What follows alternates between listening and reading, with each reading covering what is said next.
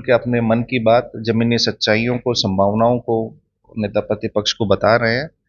और हमें काफ़ी अच्छे गुणात्मक और रचनात्मक सुझाव भी मिल रहे हैं और उस दिशा में पार्टी काम भी कर रही है। दुर्गा पूजा के बाद जो दूसरा चरण शुरू होगा, तो जब पार्टी बनाएगी तो पार्टी की तरफ से आपको खबर मिल जाएगी। या उस वक्त की समता पार्टी चाहती तो वो होती, क्योंकि वो तो प्रधानमंत्री की कैबिनेट मीटिंग में पहले ही डिसीजन हो चुका था।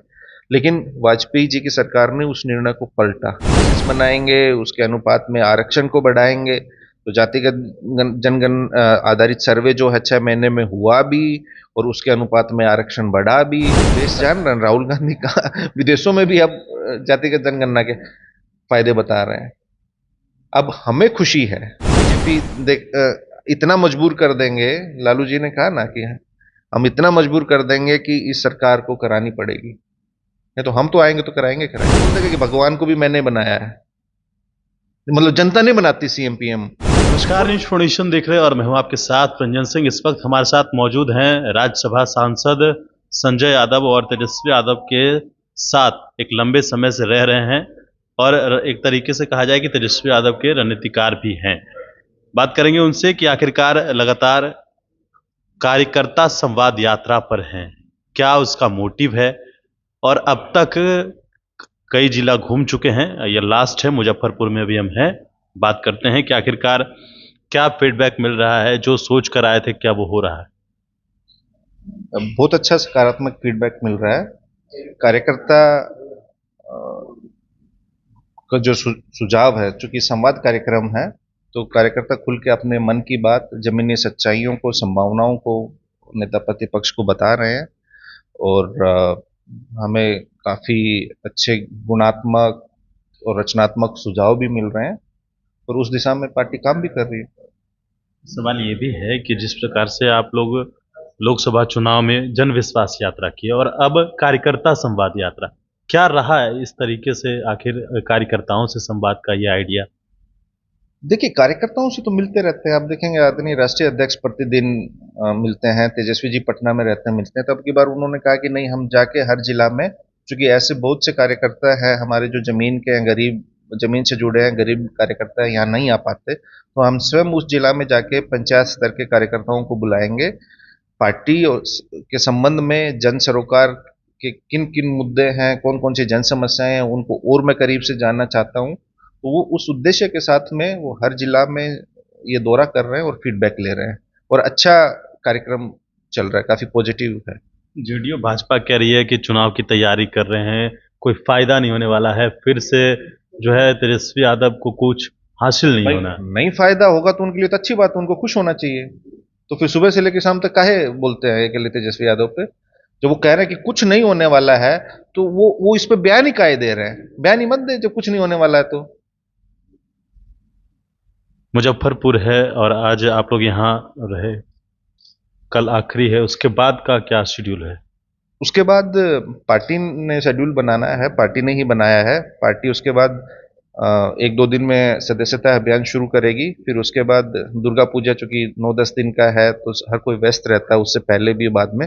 तो फिर दुर्गा पूजा के बाद जो दूसरा चरण शुरू होगा, तो जब पार्टी बनाएगी तो पार्टी की तरफ से आपको खबर मिल जाएगी। भाजपा जेडीयू के साथ अभी सरकार चल रही है बिहार में मौजूदा, और आरक्षण हो या फिर जाति आधारित गणना का मामला हो, कई ऐसे सवाल हैं। क्या विधानसभा चुनाव में ये मुद्दे रहेंगे? देखिए, आप हर चीज को चुनाव से जोड़ के मत देखिए। हम जन सेवा के लिए राजनीति करते हैं और इसलिए जन सरोकार के मुद्दे उठाते हैं। आप देखिएगा, आपने जातिगत जनगणना की बात की। जातिगत जनगणना हमारा बहुत पुराना मुद्दा रहा है। जब आदरणीय राष्ट्रीय अध्यक्ष लालू जी जनता दल के राष्ट्रीय अध्यक्ष होते थे और केंद्र में संयुक्त मोर्चा की सरकार थी, तो 1996 में देवगौड़ा जी की सरकार में जातिगत जनगणना का प्रस्ताव पास हुआ था। और प्रस्ताव पास हुआ, आपको पता है जनगणना हर 10 वर्ष में होती है। तो जब 2001 की जनगणना के लिए उन्होंने पास कर दिया था, लेकिन 98 में वो सरकार चली गई। 98 से लेकर 2004 तक केंद्र में बीजेपी की सरकार रही, जिसमें श्री नीतीश कुमार जी सहित जदयू और समता दल उस वक्त होती थी, उनके लोग केंद्र मंत्री रहे। तो अगर जातिगत जनगणना नीतीश कुमार जी चाहते या जदयू या उस वक्त की समता पार्टी चाहती तो वो होती, क्योंकि वो तो प्रधानमंत्री की कैबिनेट मीटिंग में पहले ही डिसीजन हो चुका था।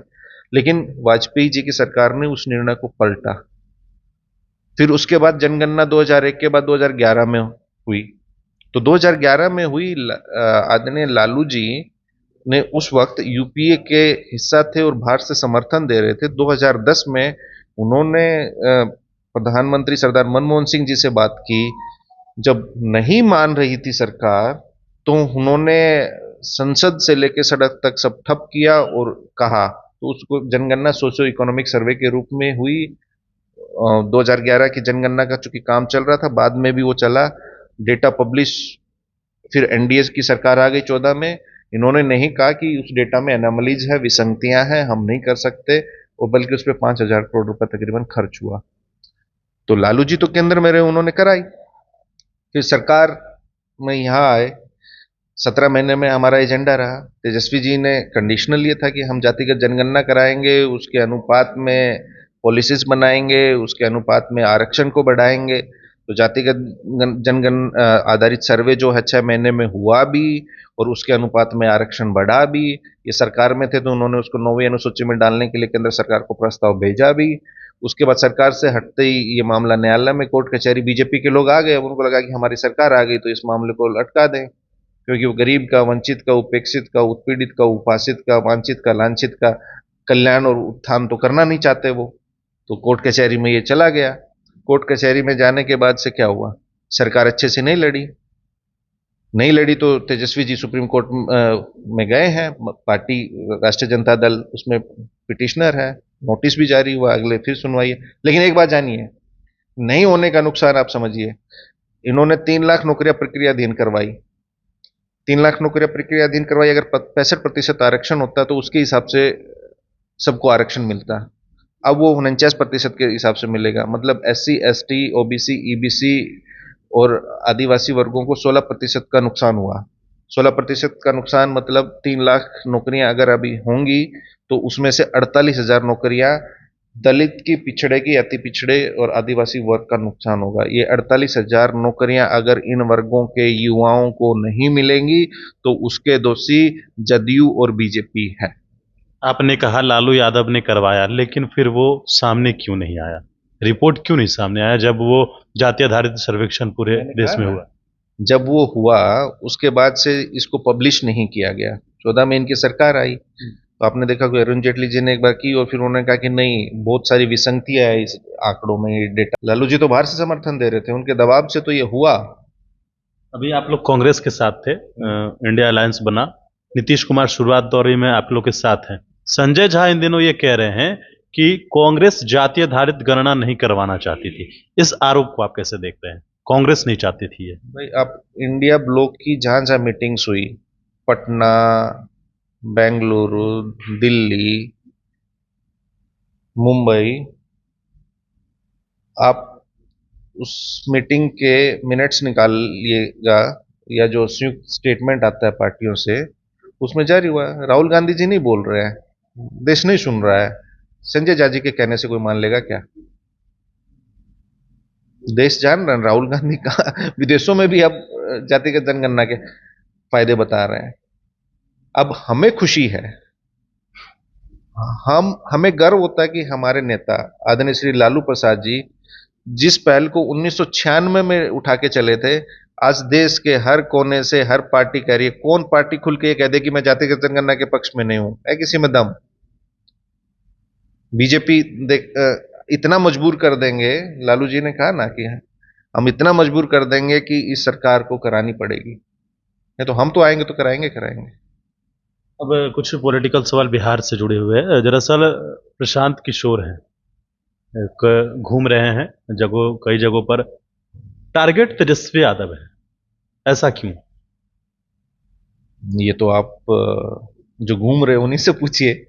मैंने कहा, जो मजबूत होता है, जिसका बहुत बड़ा जनाधार होता है, जिसको जनता का अपार स्नेह और मोहब्बत और समर्थन मिलता है, उसी को टारगेट करते हैं ना। अब ये विडंबना है, लोगों को लगता हुआ कि विपक्ष में रहने वाले को टारगेट करो, सत्ता पक्ष को नहीं छूना। सत्ता पक्ष को छू देंगे तो सीबीआई ईडी आ जाएगी। क्यों? क्योंकि चूंकि खुले मंचों से लोग कह रहे हैं कि हमारे पास कोई लड़ेगा तो हम उसको इतना पैसा देंगे, इतना पैसा देंगे। तो सत्ता पक्ष से सवाल करेंगे तो एजेंसियां आ जाएंगी। आज तक तो एजेंसियां आई नहीं है जो खुल के व्यापार, राजनीति में व्यापार की बात कर रहे हैं, लेकिन विपक्ष से सवाल करते हैं। ये तो एक नई राजनीति को जन्म देना हुआ। बिहार की धरती समाजवादी धरती है। यहाँ पूंजीवाद के दम पे अगर कोई ऐसे नापाक मंसूबे पाल रहा है कि हम पैसे से खरीद लेंगे, पैसे के दम पे ये कर लेंगे, वो तो बीजेपी हर चुनाव से पूर्व कराती है। अब चूंकि 1-1.5 साल रह गया है तो बीजेपी को इधर उधर से किसी एनजीओ को पकड़ लेना, किसी एनजीओ को पकड़ लेना, फिर किसी से पार्टी बनवा देना है, तो वही हो रहा है। देखो पहली बार हो रहा है। तेजस्वी यादव सबसे बड़ी पार्टी के नेता हैं। पिछले 2010 को छोड़ के पिछले 1990 से राष्ट्रीय जनता दल बड़ी पार्टी बनती आई है। तो राष्ट्रीय जनता दल से तो सबको खतरा है ना, इसलिए टारगेट करते हैं। इसमें ज्यादा माथा लगाने की जरूरत ही नहीं है। नहीं, तो रणनीतिकार रहे हैं, कई राज्यों में मुख्यमंत्री तक बनाया है, प्रधानमंत्री तक बनाया है। ये वो इस बात को कह रहे हैं प्रशांत किशोर। किन राज्यों में बनाया? बिहार हो या फिर ममता बनर्जी हो, इनका नाम वो ले रहे हैं मंचों से। बड़ी हास्यास्पद बात है। ममता बनर्जी राजनीतिक जीवन में कब से है? वो केंद्र में मंत्री 80s से रही हैं। 2011 में वो मुख्यमंत्री बनी है, तो किसने बनाया था? 2016 में ममता बनर्जी फिर ब्रूट मेजोरिटी के साथ आई, 200 से ज्यादा सीटें उनको मिली। अभी जो उनको 22 में मिली हैं, लगभग उतनी सीटें उनको तब मिली थी। किसने बनाया था? 214, 15, 11 जो भी मिली। नीतीश कुमार जी प्रथम बार मुख्यमंत्री बने 2000 ईस्वी में 7 दिन के लिए। फिर उसके बाद वो बने 2005 में। तो 2005 में नीतीश जी को मुख्यमंत्री किसने बनाया था? सबसे ज्यादा सीटें नीतीश जी को 2010 में मिली। राष्ट्र जो जदयू का सबसे बेस्ट परफॉर्मेंस है अपने जीवन काल का, वो 2010 का है। 100 से ज्यादा सीटें जदयू ने जीती थी। तो किसने जिताया था नीतीश कुमार जी को? मतलब कोई कह रहा है कि हमने पीएम और सीएम बना दिया। मतलब लोकतंत्र में लोग कहते हैं, नेता आप किसी भी, हम विपक्ष में है या पक्ष में, चाहे जनता दल यूनाइटेड का हो, चाहे बीजेपी का हो, चाहे आरजेडी का हो, जो राजनीतिक जीवन में है, सामाजिक जीवन में है, वो कहता है कि जनता मालिक है, हमको जनता ने बनाया है। ये तो अलग ही किस्म के ये प्रजाति राजनेताओं की आ रही है कि कह रहे कि हमने बनाया है। कल को तो बोल देगा कि भगवान को भी मैंने बनाया है। मतलब जनता नहीं बनाती सीएम पीएम। देखिए, और कई सवाल थे, लेकिन इन्होंने जो बातें कहा प्रशांत किशोर को लेकर, और प्रशांत किशोर जिस बात को लेकर चल रहे हैं कि हमने मुख्यमंत्री बनाया है, प्रधानमंत्री बनाया है, तो उन तमाम बातों को लेकर उन्होंने कहा है